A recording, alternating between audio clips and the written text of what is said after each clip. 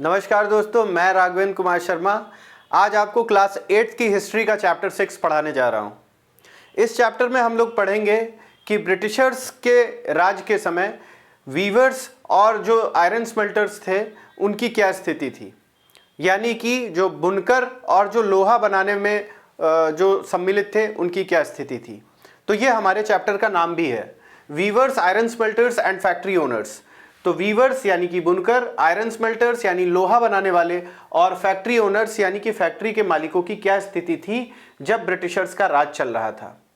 तो अभी तक तो हम लोगों ने 1757 से लेकर 1857 और उसके बाद की क्रांति को देखा, लेकिन अभी कुछ ऐसे तथ्य के लोग भी हैं जिनको हम लोगों ने मिस कर दिया है और उनके बारे में जानना बहुत ही ज़रूरी है, क्योंकि उनका इंडस्ट्रियल रेवोल्यूशन से यानी कि औद्योगिकरण से क्या रिलेशनशिप है ये हमें जानना बहुत ही ज़रूरी है।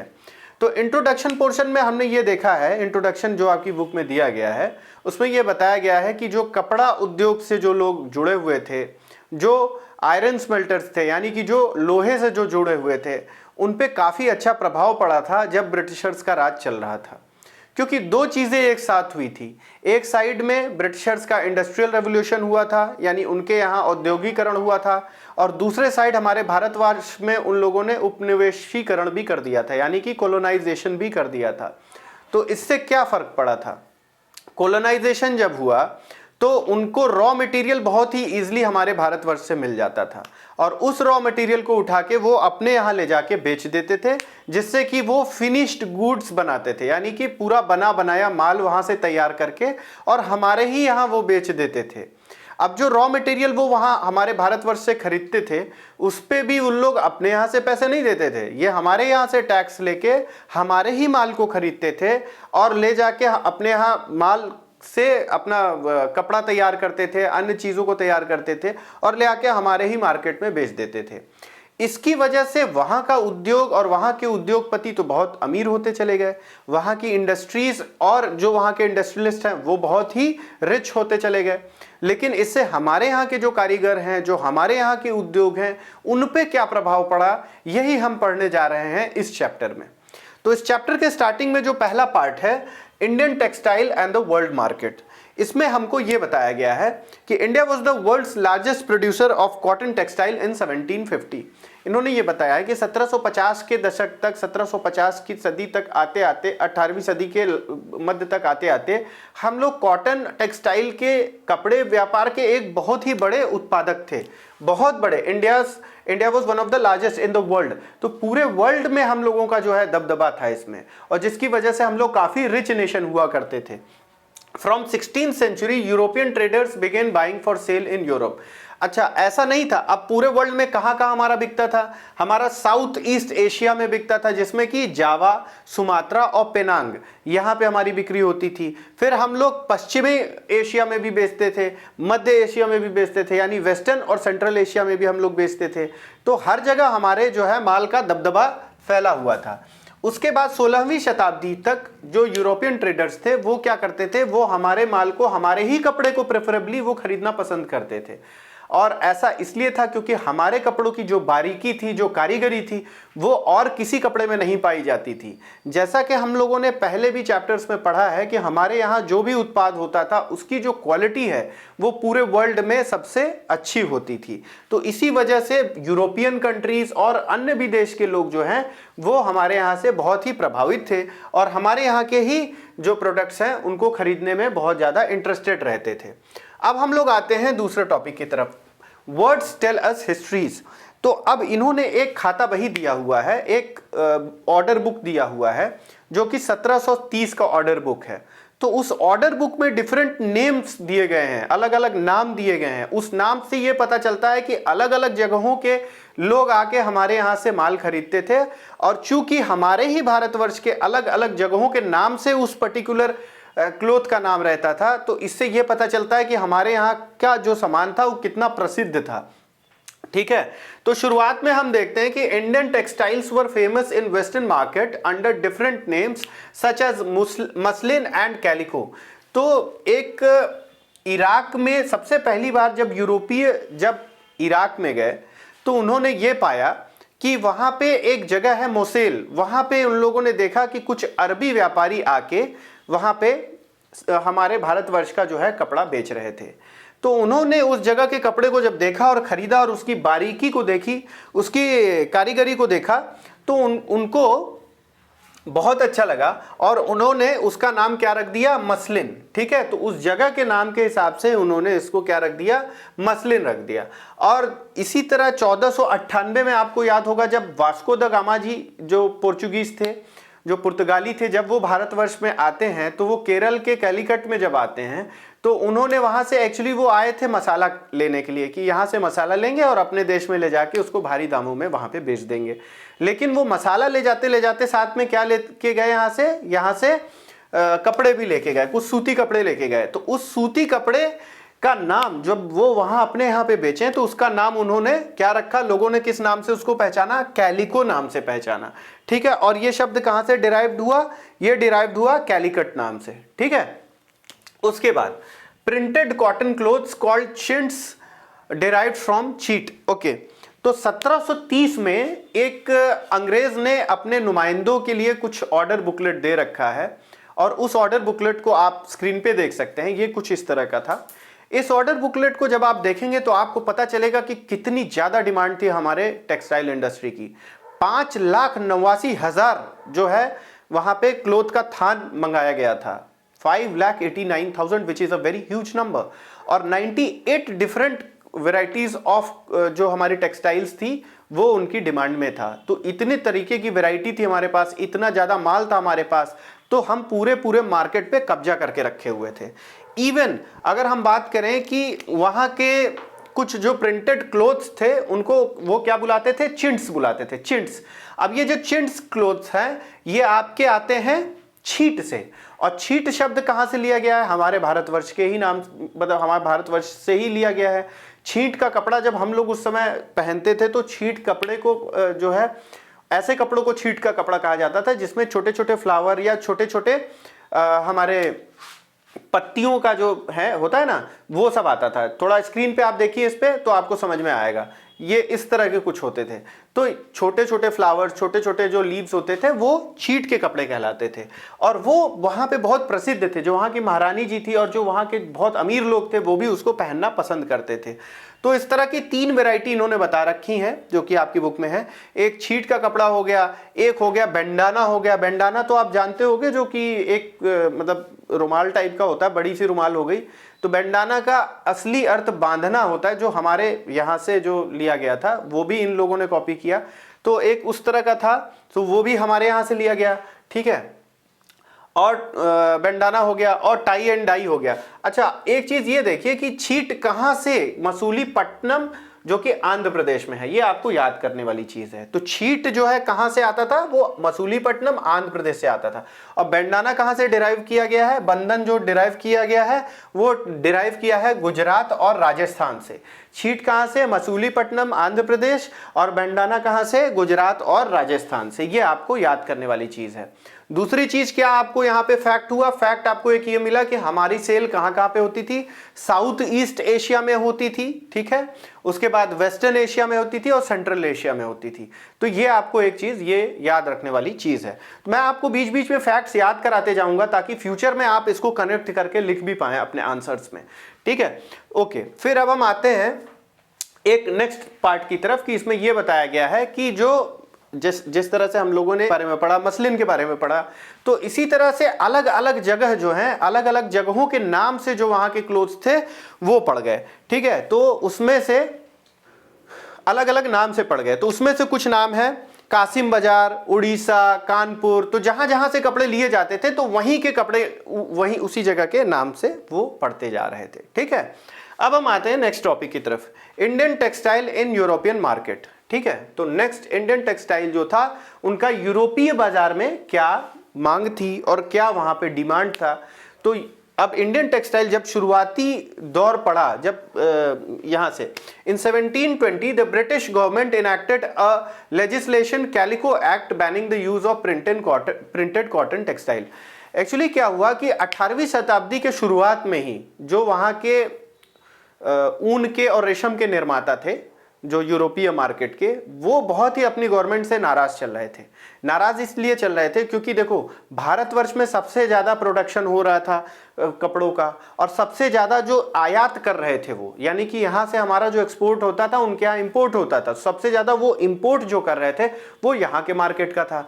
तो जो वहां के पर्टिकुलर मार्केट के जो उद्योगपति हैं, जो वहां के रेशम निर्माता हैं, जो ऊन के निर्माता हैं, जो बनाने वाले हैं, उनको तो भारी लॉस होने लगा था। तो वो अपनी गवर्नमेंट से काफी नाराज हो गए और उन्होंने काफी इस पे प्रोटेस्ट किया। उन्होंने कहा कि भैया जो बाहर का, भारत का जो हमारा आयात है उसको बंद कराइए। तो इसी वजह से जो वहां की गवर्नमेंट है, ब्रिटिश गवर्नमेंट, उन्होंने 1720 में एक लेजिस्लेशन, एक लॉ लाया, एक नियम लाया, जिसे देखिए व्हाट एन आयरनी कि उस एक्ट को भी कैलिको एक्ट कहा गया। तो उस एक्ट को लाया गया और इसको जो है बैन कर दिया गया। जो वहां की प्रिंटेड कपड़े हैं उनको एक टेम्पररी रूप से बैन कर दिया गया। उसके बाद अब पैरेलल में ये एक तो काम हो गया। उसके बाद क्या हुआ, धीरे धीरे क्या है, अब क्या हो रहा था वहां पे कि वहां पे कारखाने हो रहे थे, नए नए कारखाने बन रहे थे। क्यों ऐसा हो रहा था? क्योंकि उन लोग एक ऑल्टरनेटिव ढूंढ रहे थे कि इंडियन मार्केट का टक्कर ले सकें।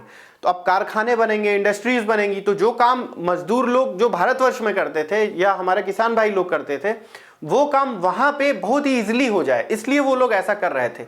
लेकिन इतना करने के बावजूद भी वो टक्कर लेने की स्थिति में नहीं थे, क्योंकि हमारे यहाँ की कारीगरी, हमारे यहाँ की जो बारीकियां हैं, वो बाहर में मिलना बहुत ही मुश्किल था। तो और इसी दौरान ये पाया गया, यह अब एग्जाम पॉइंट ऑफ व्यू से बहुत ही इंपॉर्टेंट है, इसको एकदम रट लीजिए, घोंट लीजिए। जॉन काई, जिन्होंने कि 1764 में स्पिनिंग व्हील का इन्होंने एक इन्वेंशन किया, इन्होंने उसकी खोज करी, स्पिनिंग व्हील की। अब आप जानते होंगे कि जो स्पिंडल्स होते हैं, है ना, स्पिंडल्स से, जैसा कि मैं आपको एक ये छोटा सा वीडियो दिखा देता हूं, स्पिंडल्स से क्या होते हैं, कपड़े बनते हैं। अब स्पिनिंग व्हील के आने से ढेर सारे स्पिंडल्स एक साथ घूम सकते थे, जिसकी वजह से ढेर सारा जो है कपड़ा बनाने का काम बहुत ही इजीली, जिसमें 4-5 मजदूरों का काम लगता था, वो एक मशीन ही कर सकती थी। तो ये एक तो इन्वेंशन ये हुआ 1764 में। पैरेलल में 1764 में आप ये भी याद रखिए क्या हुआ था, बक्सर का युद्ध हुआ था, याद है ना। तो 1764 का बक्सर का युद्ध और 1764 का ये दोनों एकदम आप अपने दिमाग में बैठा लीजिए कि इन्होंने स्पिनिंग व्हील का जो है आविष्कार किया, ठीक है। और 1786 आते आते स्टीम इंजन का भी आविष्कार हो गया। अब स्टीम इंजन से क्या हुआ कि जो स्पिनिंग व्हील घुमाने के लिए व्यक्ति की जरूरत पड़ती थी, अब वो काम आपका इंजन ही कर देगा, एक मशीन कर देगी। तो जब मशीन करेगी तो व्यक्ति की भी जरूरत नहीं है। तो जब ये दोनों चीजें होंगी, जब मशीन आ जाएगी, तो ऑटोमेटिकली लेबर्स कम लगेंगे। तो लेबर्स जब कम लगेंगे तो किसी भी प्रोडक्ट को बनाने का कॉस्ट कम लगेगा। क्योंकि भाई हमको अगर मान लीजिए एक कपड़ा बनाना है, 1 मीटर का कपड़ा बनाना है, और उसके लिए हमने 10 लेबर्स को एम्प्लॉय कर रखा है। लेकिन अगर अब हमारे पास मशीन है तो हम बिना 10 लोगों को एम्प्लॉय किए अपने मशीन से ही उसी काम को इजीली कर सकते हैं। और ऐसा करने से हमारा लो कॉस्ट का प्रोडक्ट बनेगा, और जो हमारा लो कॉस्ट का प्रोडक्ट बनेगा तो हम कहीं भी बेचेंगे तो हमारा मुनाफा पहले के अपेक्षा में अच्छा हो जाएगा। तो ये चीज आने से एक क्रांतिकारी रूप से इनको मुनाफा तो अच्छा होने लगा। लेकिन अब भी वो भारतीय मार्केट के जो कपड़े हैं उनके बदौलत वो बहुत ज्यादा कंपटीशन नहीं कर सकते थे। तो सोचिए हम लोग कितना आगे थे विश्व में, लेकिन ये अंग्रेज जो है अपना दिमाग लगा लगा के हम लोगों को पीछा करने के लिए पूरा, मतलब भोरे वाले तो हम लोग थे ही, और इसी का फायदा उठा उठा के इन लोगों ने हम लोगों को पीछा करने के लिए कोई भी अपनी ऐसी तकनीक है जो नहीं छोड़ी।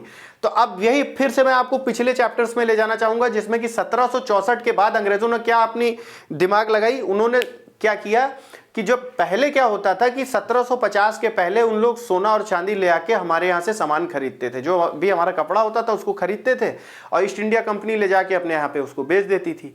लेकिन अब क्या होने लगा, अब जब 1764 का युद्ध हो गया, पूरी तरह से औपनिवेशीकरण हो गया, तो उसके बाद इन्होंने इस चीज को बंद कर दिया। अब इस काम को बंद करने के बाद उन्होंने क्या किया, उन्होंने कहा कि भैया हाई टैक्सेस लगाना स्टार्ट कर दिया भारतवर्ष में, और हमारा ही टैक्स का पैसा लेके हमारे ही माल को हम अपने यहाँ पे बेच देते थे, ठीक है। और अपने यहाँ से मशीनीकरण द्वारा बहुत ढेर सारा उसका उत्पाद करवाते थे, और उस उत्पाद को ले आके हमारे यहाँ पे बेच देते थे। इसकी वजह से इनको जो है इस मशीनीकरण की वजह से और बढ़ते हुए उत्पाद की वजह से, खासतौर की आयरन और इस्पात यानी कि लोहा और इस्पात की वजह से इनको वर्कशॉप ऑफ द वर्ल्ड भी कहा गया, यानी दुनिया का कारखाना भी इन्हें माना गया। ठीक है, तो ये चीज हमें याद रखने वाली चीज है कि किसकी वजह से, इसी की वजह से जो प्रोडक्शन इतना ज्यादा हुआ। ठीक, तो ये चीजें इनकी हुई। Indian textile in the European market हमारा यहाँ खत्म हो जाता है। हु वर वीवर्स, अब हम लोग यहाँ से स्टार्ट करेंगे। अब हम लोग देखेंगे हु वर वीवर्स, यानी कि बुनकर कौन थे। तो बुनकर जानने के लिए सबसे पहले हम लोग कुछ टर्म्स हैं जिनको हम लोग याद कर लें, जो कि इंपॉर्टेंट है हमारे एग्जाम पॉइंट ऑफ व्यू से।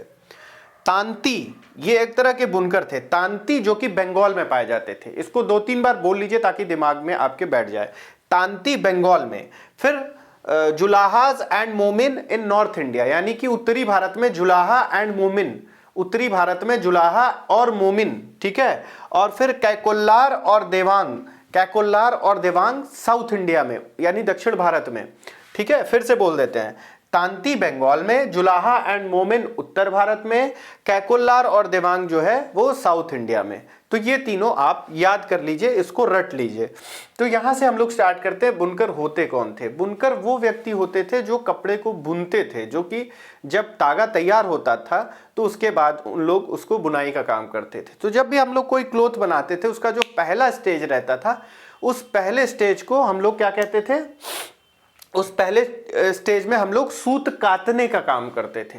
और सूत कातने का काम कौन करता था? महिलाएं करती थी। और सूत कातने का काम जो है चरखे से और तकली से होता था। तो होता क्या था कि चरखे में सूत काता जाता था और जब तागा तैयार हो जाता था तो उस तागे को तकली में लपेट करके रख दिया जाता था। तो ये काम महिलाएं करती थी। ठीक, तो जब ये काम हो जाता था तो जो तागे होते थे उनको बुना जाता था। और बुनने का काम कौन करते थे? बुनने का काम जो है बुनकर करते थे, यानी वीवर्स करते थे। ठीक है, तो वीवर्स जो है वो बुनने का काम करते थे। और जो तागा होता था उसको रंगाई का काम कराने के लिए रंगरेज को दिया जाता था। तो जो वहां के रंगरेज होते थे वो तागे को रंग देते थे, तो अलग अलग तरीके के कपड़े तैयार होते थे। और अगर कभी कभी क्या होता था, जो अगर उसमें आपको कोई प्रिंट देना है या किसी तरह का छापा मरवाना है तो उसके लिए स्पेशलिस्ट छप्पीकार लोगों को रखा जाता था, जो कि उसमें छापा मारने का काम करते थे। ठीक है, तो ये एक छोटा सा इंट्रोडक्शन है कि वीवर्स कौन थे और इस कपड़ा बनाने में कितने लोग जो है एम्प्लॉयड थे, कितने लोगों का रोजी रोटी रोजगार इसी से चल रहा था। और अगर जब ये चीज इफेक्ट होगा तो ऑटोमेटिकली बहुत से लोग अनएम्प्लॉयड हो जाएंगे, जो कि अभी होने वाला है। तो क्या हुआ? The decline of Indian textiles. हुआ क्या कि ब्रिटिशर्स ने जो है काफी ऐसे भी उद्योग थे जिनको अपने गवर्नमेंट के अंडर में ला दिया, जिसको पीएसयू बना दिया। ठीक है, तो उन्होंने क्या किया कि अपने कपड़े के उद्योग को और ज्यादा डेवलपमेंट देने लगे, वो और डेवलप करने लगे। और इस डेवलपमेंट की वजह से जो सूती कपड़ों का उद्योग बढ़ने लगा, भारतीय मार्केट का जो सूती कपड़ा था वो काफी इफेक्ट होने लगा। क्योंकि वहां पे अब उनको सबसे पहली चीज क्या हुई कि उनको अब कंपटीशन किससे झेलना पड़ रहा था? उन लोगों को इंग्लैंड के जो इंडस्ट्रीज हैं, ब्रिटेन की जो इंडस्ट्रीज हैं, उससे इनको जो है मुकाबला करना पड़ रहा था। एक तरफ जो हाथ से बनाए हुए बुनकर थे वो थे, और दूसरी तरफ जो मशीन से बनाए हुए जो प्रोडक्ट्स थे वो तो बहुत ही ज्यादा व्यापक रूप से प्रोडक्शन हो रहा था उसका। और सबसे बढ़िया चीज है कि उसमें बहुत चीप प्राइस में भी अवेलेबल था, तो इसलिए अब टक्कर का तो कोई हिसाब ही नहीं था, दोनों में कोई टक्कर नहीं था। दूसरी सबसे बड़ी चीज ये थी कि अब उन लोगों ने क्या किया था कि आयात शुल्क भी लगा दिया था, इंपोर्ट ड्यूटी लगा दी थी, बहुत हैवी इंपोर्ट ड्यूटी लगा दी थी। तो जिससे यहाँ के भारतवर्ष के जो एक्सपोर्टर्स थे वो एक्सपोर्ट ही नहीं कर पाते थे। तो जब एक्सपोर्ट ही नहीं हो पाएगा तो माल बना बना के होगा क्या, जब वो बिकेगा ही नहीं। तो यहाँ से हमारा इंडियन मार्केट बहुत ज्यादा इफेक्ट होने लगा। तो ये दो बहुत बड़ी चीजें हुई जो कि उनको बहुत इफेक्ट कर दिया। उसके बाद क्या होता है? By 19th century English made cotton textiles successfully ousted Indian goods from their traditional market. तो 19वीं सदी तक आते आते क्या हो गया कि भारतीयों के जो ट्रेडिशनल गुड्स थे, जो कि अफ्रीका, अमेरिका, यूरोप में बिकते थे, उनको कंप्लीटली वाइप आउट कर दिया, यानी उनको एकदम कंप्लीटली बाहर निकाल दिया रेस से। ऐसा हुआ। और जब ऐसा हुआ तो कई बुनकरों का, कई जो है जो हाथ से जो कारीगरी करते थे, उन लोगों को जो है मार्केट से बाहर निकाल दिया गया। और कई महिलाएं जो थी, जो एम्प्लॉयड थी, वो भी बाहर निकल गई। और ये तो हुआ ही, इससे तो एक बहुत बड़ी चोट पहुंची हमारे जो है इंडियन इकोनॉमी पे। उसके अलावा जो अभी सबसे बड़ी चीज होने वाली थी वो हमको अभी देखना बाकी था। और वो क्या हुआ? 1830 आते आते ऐसा समय आ गया था कि 1830 से 1880 तक में 1830 में तो बहुत ढेर सारी महिलाएं जो हैं वो मतलब कि अनएम्प्लॉयड हो गई, वो बेरोजगार हो गई।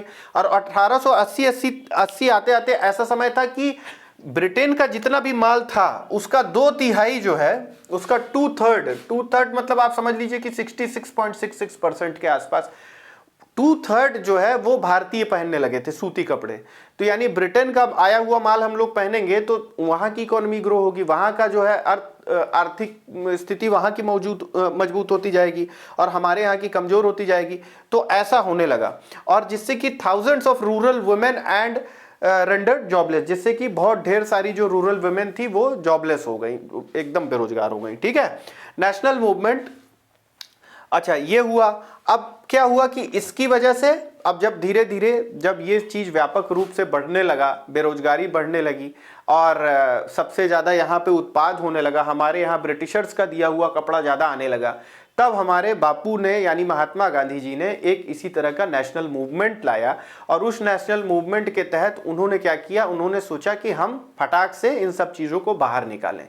तो ऐसा नहीं है कि जब ये सारी चीजें हो रही थी तो सारे के सारे बुनकर खत्म हो गए थे, कुछ थोड़े बहुत ऐसे बुनकर थे जो कि अभी भी बचे हुए थे। और ऐसा क्यों था, क्योंकि मशीन जरूरी नहीं है कि जो परंपरागत जो चीजें बनती आ रही हैं, मतलब जो कारीगरी, जो पुराना चीज का हाथों की जो कारीगरी है उसका टक्कर मशीन नहीं ले सकती हर जगह।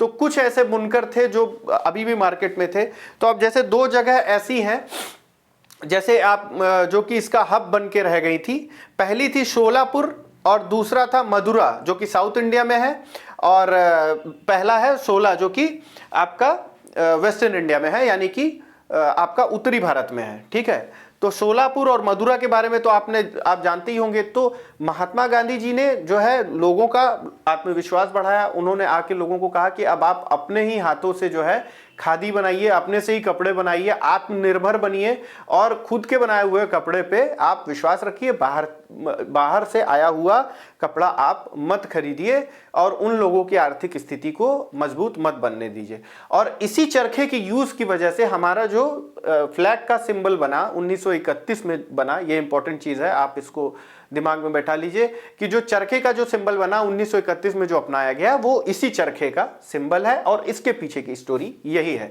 तो मुझे लगता है कि आपको ये स्टोरी अच्छे से समझ में आ गई होगी। लेकिन अब बाकी व्यूअर्स का क्या हुआ, जो जॉबलेस हो गए वो क्या किए, तो कुछ जो है वो एग्रीकल्चर में लग गए, कुछ जो है खेती करने लगे, ठीक है ना, कुछ शहर में चले गए, कुछ अपने ही भारतवर्ष में ही जैसे नागपुर, अहमदाबाद, इन सब जगहों पे जा जाके अन्य केंद्रों में काम करने लगे, और कुछ जो है अफ्रीका के बागानों में जाके, बाहर जाके और गरीब देश में जाके वहां पे काम करने लगे।